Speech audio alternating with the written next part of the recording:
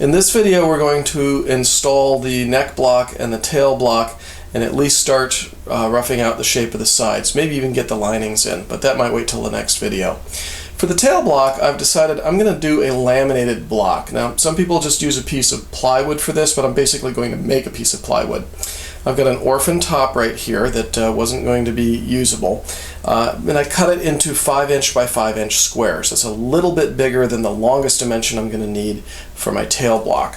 So I'll be able to put them together, and if you'll notice, I've changed the direction of the grain with each lamination, one going 90 degrees to the other. I'm just going to go ahead and glue these up and clamp them together, and that's what's going to make up my tail block.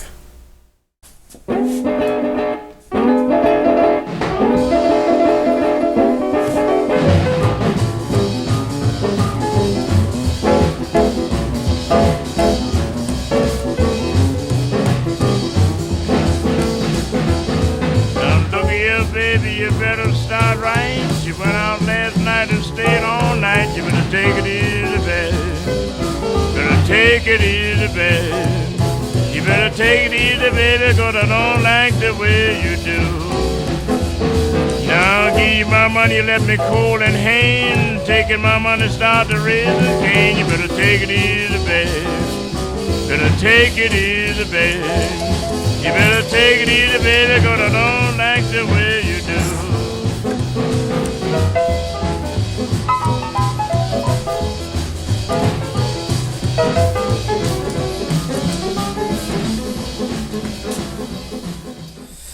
While we're waiting for that to dry, we'll go ahead and mark the bottom seam here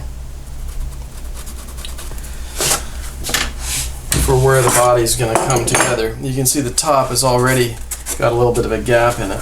And I'm going to go ahead and cut that so that it's nice and square and clean, and that I've got a nice clean joint here at the bottom. Be right back.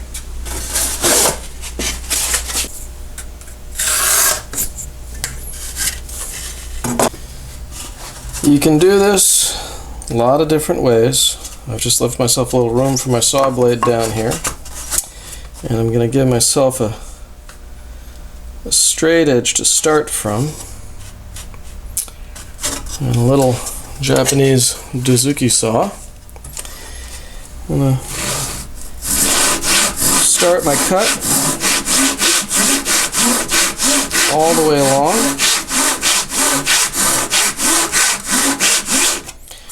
And then I'm going to cut my ends off here so I don't snipe them, even though that's going to be covered by the binding for sure.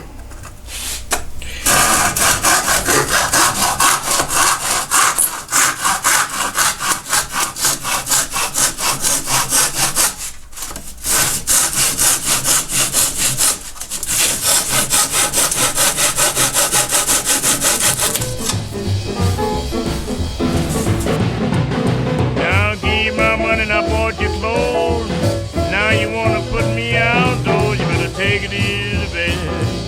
Better take it easy, baby. You better take it easy, baby, 'cause I don't like the way you do. Now I'll give you my money, baby, when the time is hard. I've set my edge sander up here to be able to make the curve in the bottom of this now laminated block of wood for my tail block. And I'm going to secure the block to this stick that has a dowel in it that's set 13 3/16 away from the finished face of where that's going to be. This dowel is just going to ride on the edge of this board that's clamped onto the table.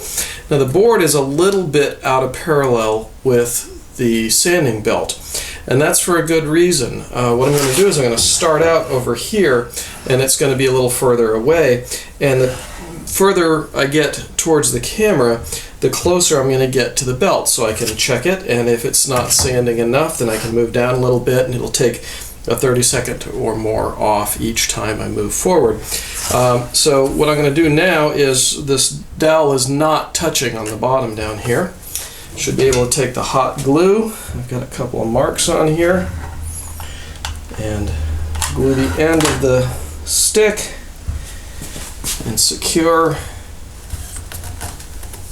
the tail block to the jig or the fixture. I'll be back in a minute.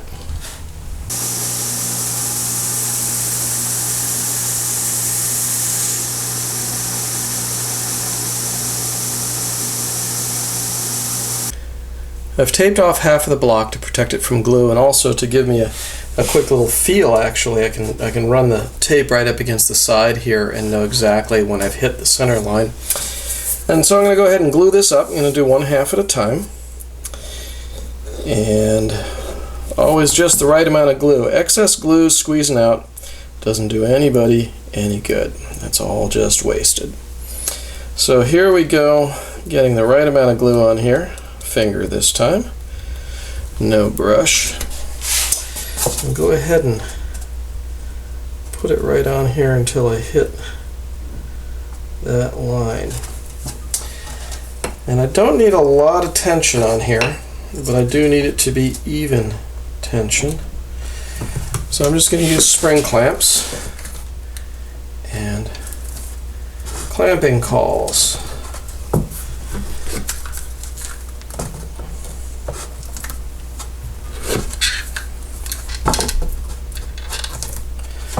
Now, having clamped it like that, you can see it's not holding down on the inside. I've got a separate clamping caul here so that I'm catching the two outer edges and not simply one flat caul, because that's a curved tail block there.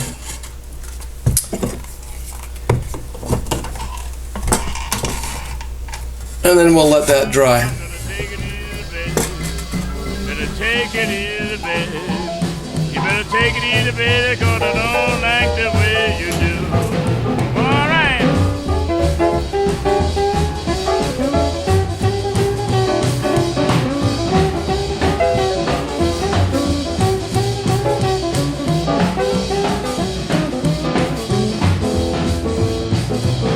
Now I'm going away to leave, won't be back till fall. Time don't get no better, ain't coming back at all. You better take it easy, baby. Better take it easy, baby. Better take it easy, baby, 'cause I don't like the way you do. Well, I'm going away to leave, won't be back no more. I've got a center line on my mold here, and I'm just going to put, in this case, I just chose the 4-inch mark on this ruler.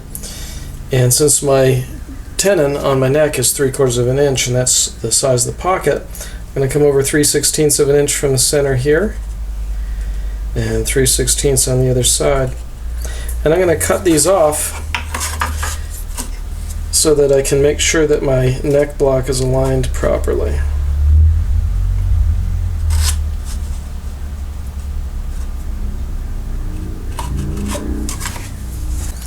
If you're not totally confident of your sawing skills, a simple block of wood that you know has been cut square acts as a nice guide.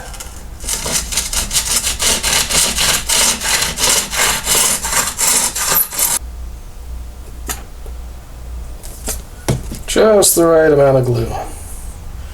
Remember, anything that squeezes out from the joint ain't doing anybody any good. Get the right amount on there.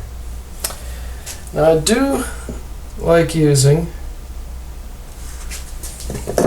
these old style Jorgensen kind of clamps. I've set this one up in a little dry fit so that when I put it on here, it's a simple twist of one screw and the whole thing is perfectly tight. I don't think I've mentioned this already, but you'll notice that most of the time I'm working with the face down on the instrument. A little bit hard to tell when it's just sides in the mold, but this is important because the mold I've built square, and the neck block is going to be square to the face as well as the tail block is going to be. So as long as I keep this face down on the table and I keep all of the parts tight to the table, then I know that everything's in proper alignment.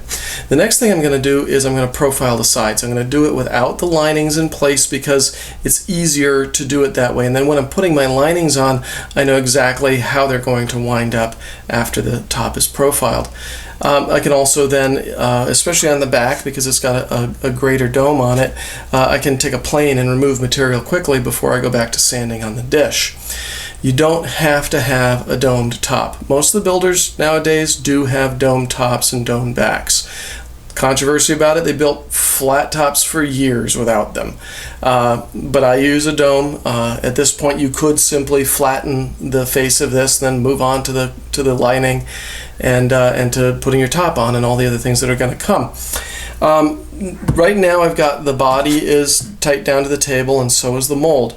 I'm going to make a mark around the outside of this just as a reference point. I don't always do this, but it might be helpful, at least for the first times when you're building, to make that reference point, because when I go and try to do the back, I'm going to loosen all of this stuff in the jig, and the sides will flex and they'll move and they'll change shape.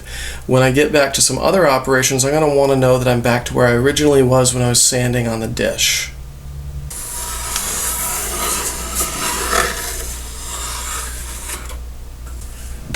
Before I start sanding in the dish, I need to lower the sides so that I'll start sanding my mold. An easy enough proposition to slide the mold up. And a piece of 1/2 inch plywood here just for a shim, one at each end. And I'll push it down there, so now the mold is exactly a 1/2 inch up from the face. The dish. This is a 25-foot inside radius dish, and I know because it says 25 foot written on the side. I've laminated it to the back side of the 15-foot dish. This kind of helps them balance. I was getting some warping problems with changes in humidity, and that seems to have helped, and it made it a little more massive too. This is the thing that everybody enjoys most of all about building guitars, and it's what we affectionately call driving the bus. Oh, what hours and hours of joy. It's actually not that bad, especially on the top because it's not that much of an arc. On the back it's a little more work because there's more of a dome, there's more material to be removed. As you're doing this, you'll be able to watch, especially at the neck block and the tail block, as the sanding process progresses. If you need to, grab a pencil and you can mark it out and then really see, you can use chalk for this too, but you can really see the progress you're making if you mark it out. Now it's important to use even pressure, watch how you're sanding and whether you're taking more off in one spot or another. It's also important to have it very well secured with some good clamps. A waist call like this, a waist clamp like that is almost required for this. So it'll want to bounce on you, it'll want to chatter, you'll figure out the best way to do the sanding in your particular body. And one thing that's really important is you keep a vacuum handy and keep the paper clean. You don't want to get all of the sanding dust that's being made here driven into your sandpaper. Sandpaper's not going to be as effective and you're not going to be as happy. After building a couple of guitars, that driving the bus thing might get a little bit old. In that case, you might want to build something like this. I affectionately call this the Beast, and it's a neat little contraption. I first saw one in Bruce Sexauer's shop up in Petaluma, but even he didn't invent it. He got it from somebody else. I'm not sure where it came from in the mist of time, but thank you, whoever it was who came up with this. It's a great labor saver. In this case, I've just got a little rubber wheel here that actually came from a salvaged clothes dryer. It was the wheel that helped run the drum. I've fused that to a 1/2 inch steel dowel with just some crazy glue, and it's been doing fine. I bring it in contact with the plywood wheel that's on the bottom here. The plywood wheel is very, very true. It just runs on a standard Lazy Susan from the hardware store with bearings in it. I'll have to replace it soon. It's starting to get a little bit worn, but they're not expensive. I then bolt the dish down, depending on which radius I want. I'll have the proper side up. This is again a place where you want to use your dust collection, not only to save your sandpaper, but save your lungs. I'm going to be turning on an evacuation fan over here and using a little vacuum cleaner with a brush attachment on it.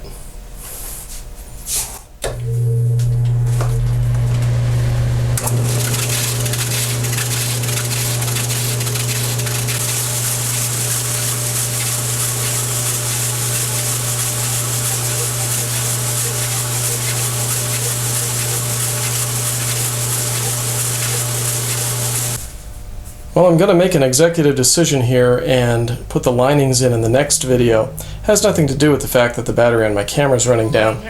See you next time. Take it easy.